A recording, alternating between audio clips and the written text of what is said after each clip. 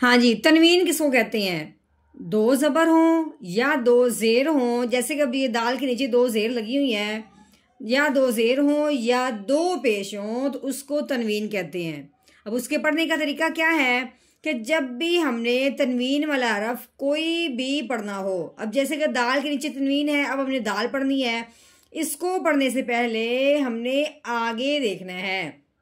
आगे क्यों देखना है कि आगे हमने हरूफ हल्की देखनी है। अगर तनवीन के बाद हरूफ हल्की में से कोई हरफ आ जाता है तो फिर तनवीन पे गुन्ना नहीं करते। अगर हरूफ हल्की में से कोई हरफ नहीं आता फिर तनवीन पे गुन्ना करना होता है। अब दाल के नीचे तनवीन है, आगे देखा है तो आगे अलिफ है, देखने में ये अलिफ है लेकिन अलिफ के ऊपर ज़बर आने की वजह से अलिफ को हमने हमजा बनाया है, क्योंकि हमने पहले भी पढ़ा है कि अलिफ के ऊपर ज़बर ज़ेर पेश आ जाए तो उस अलिफ को अलिफ नहीं पढ़ते, उस अलिफ को हमजा पढ़ते हैं।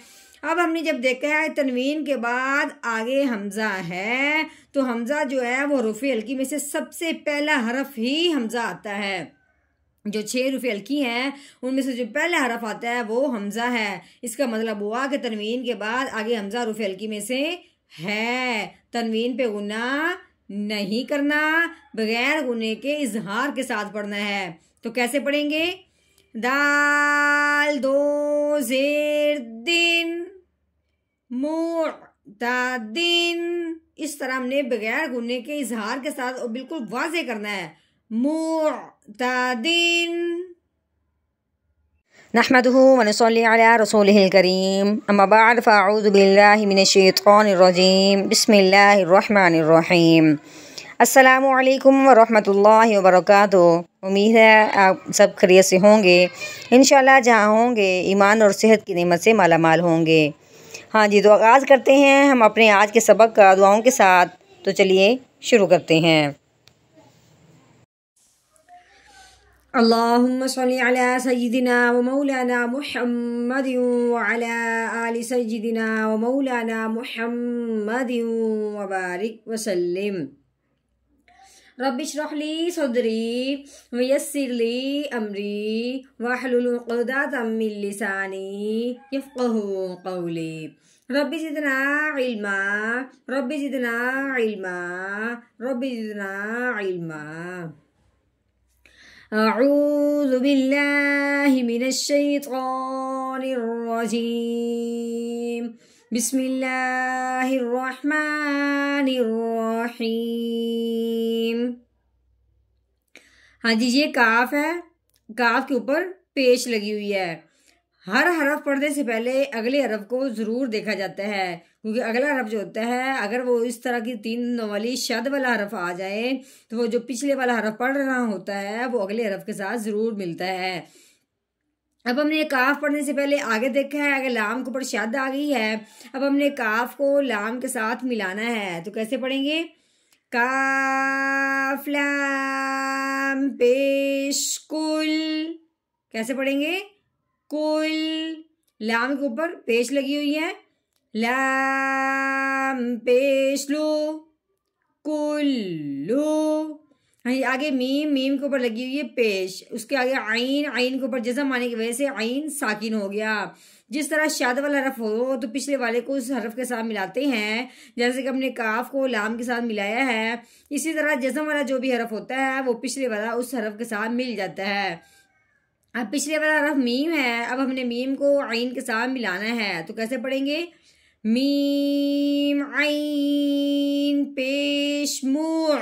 कैसे पढ़ेंगे? मुअ।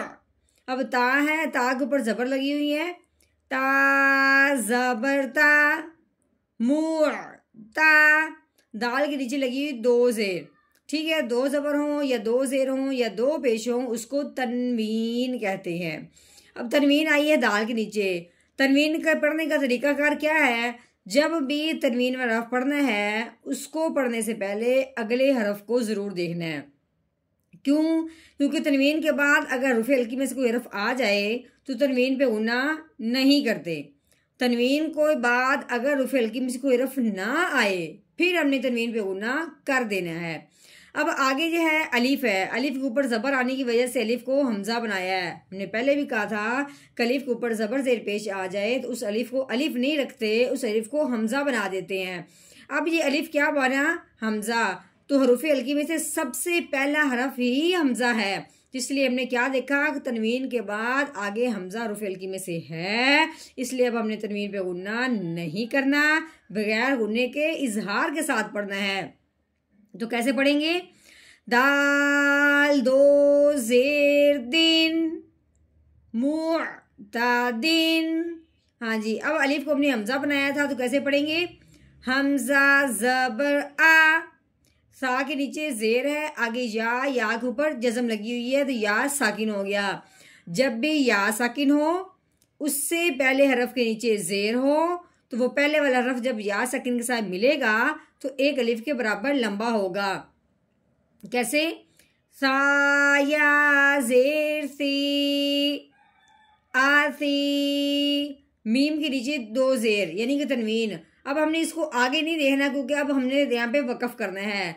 वक़फ़ की सूरत में अब हमने इसको साकिन करना है, इसलिए अब हमने तनवीन को तब देखना है जब आगे वक़फ़ ना हो। अब वक़फ़ आने की वजह से अब हमने इसको वैसे सिंपल पढ़ना है। मीम दो जेर मिन आसीमिन। अब वक़फ़ की वजह से अब हमने इसको क्या करना है? साकिन करना है। तो कैसे पढ़ेंगे? आगे वक़फ़ आसीम, यानी कि मीम के नीचे जो दो जेर है उसको हमने हटा देना है। पीछे मीम अकेला रह जाएगा, कोई जबर जेर पेश नहीं होगी, तो मीम साकिन हो जाएगा। आसीम। हाँ जी, कल हमने आधी इसकी जो आयत थी वो कल पढ़ी थी, आधी हमने आज पढ़ी है। अगर हम मुकम्मल पढ़ लेते तो वो फिर ज़्यादा लंबी हो जानी थी, इसलिए आज हमने तोड़ तो आधी कर लिया, लेकिन हमने जोड़ मुकम्मल ही आयत का आज करना है। ठीक है, चलिए शुरू करते हैं। अऊज़ु बिल्लाहि मिनश शैतानिर रजीम। सूरतुल मुतफ्फिफीन मक्किय्यह। बिस्मिल्लाहिर रहमानिर रहीम। वमा युकज़्ज़िबु बिही इल्ला कुल्लु मुअ्तदिन असीम। वमा युकज़्ज़िबु बिही